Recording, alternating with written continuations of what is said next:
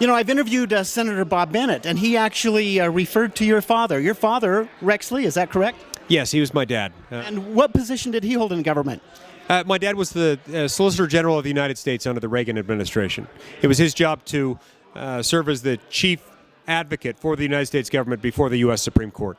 Okay, and he was also, wasn't he a constitutional law professor at BYU? Yes, he was. He was the founding dean of the law school at BYU and was later president of the university shortly before he died in 1996. Was he a great influence on your learning about the Constitution and understanding its intent and history? Of course. It's something we talked about around the dinner table. I think I was about 30 before I realized not everybody does that. But it's what we talked about in my house. When I was a little kid, my dad wrote a book called A Lawyer Looks at the Constitution. And he dedicated that book to me. And I know it sounds corny, but ever since then, I've sort of regarded the Constitution as part of my mission in life, part of what I'm supposed to learn about, part of what I'm supposed to stand for. And that's why I'm running. Well, that's great. You probably don't remember, but your father was my home teacher, the Brunson brothers. We live kitty corner from you. You're one of those Brunsons? Yes. You guys played a mean trumpet. You were really good. I would hear you practicing at night thinking, wow, I would love to be able to play like that. Do you still play? Yes, we do. We're going to start doing weekly shows. We're building a studio. You might have seen it in the paper. There was kind of a bit of an uproar about this big addition going on in my brother's house. That's fantastic. Yeah, you live just across the street from us. That's great. Hopefully we'll be able to have some meetings there and have you come and speak. Yes, only if you guys will play the trumpet. Okay, we definitely will. Okay. Anything else you'd like to add?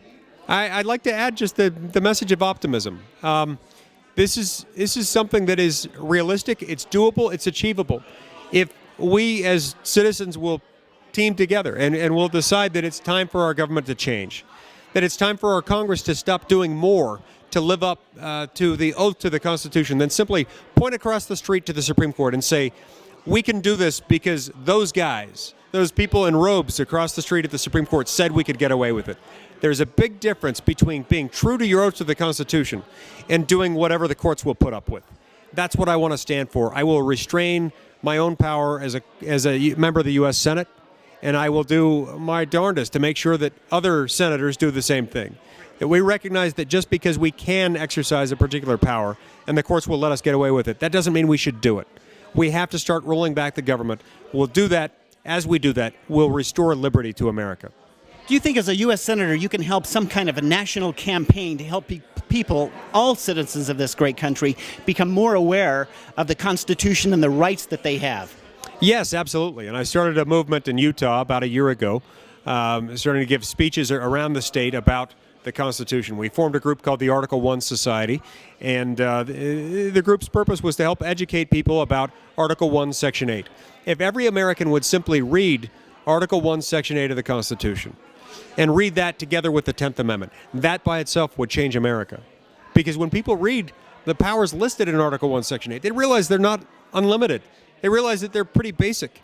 They focus on a few things like national defense, immigration, and interstate and foreign trade.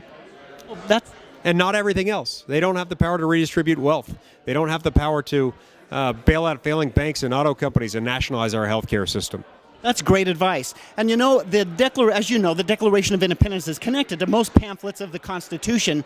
And today I just sort of realized that that's sort of to help us understand the purpose for the Constitution, the Declaration of Independence. That's right. If you read the Declaration, you read the full Declaration, you'll realize a lot of the American Revolution had to do with a lot of the same things we face today.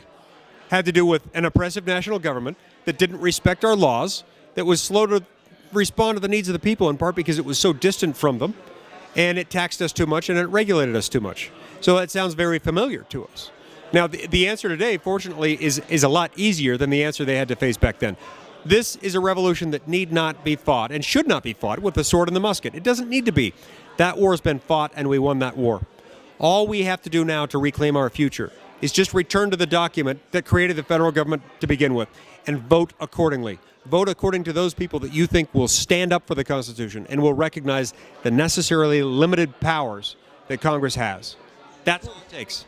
This message is going to the state delegates, but you know what? This message should go to every person in America. Well, thank you. I hope it will. It's a very helpful message. I appreciate your time very much, and this will be going out this weekend. Thank you very much. Thank you, Mike.